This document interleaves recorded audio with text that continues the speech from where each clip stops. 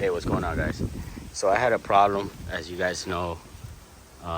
Same issue with the drainage situation on the Infiniti G37. Don't mind the cracked dash. My whole floor pan was getting soaked with water. This is obviously because of a common drainage issue that you guys, I'm not sure if you guys can see it back there, but there's a plug that after a while just goes bad and just starts leaking water from there.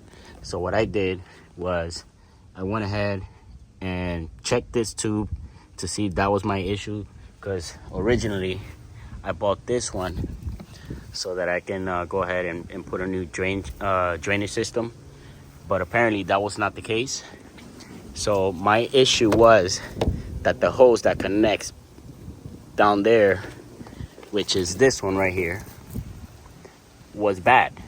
I mean, it was clogged up with leaves and stuff like that. So anything that was running through here was bypassing it because it was clogged. So I went ahead and took it off. And what I should have done was check before I went ahead and cut this right here. I should have checked before. But that's not a problem. I could just put a clamp here just to keep it from leaking water again. So I went ahead and checked that, and then I put another clamp up there if you guys can see it, and cleaned out the hoses. The hoses right here was full of grime and leaves from the years. So I cleaned that good, and now I'm gonna put 2 clamps here, and everything is working now. So originally what I was gonna do was put a T-bracket like this one,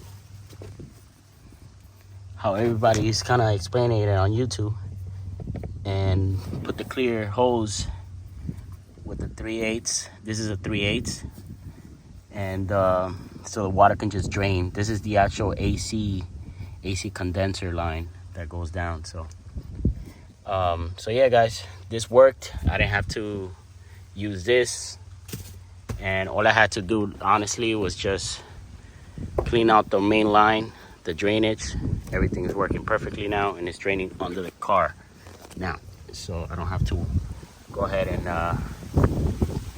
use the clear hose that everybody's using. So I would recommend you guys, before you cut the hose, to make sure that your factory line is not clogged up, because if it is, then you will have to just take it out from there. It's very easy. All you got to do is just pull on it right here, take it out, and that's it, and then just clean it up.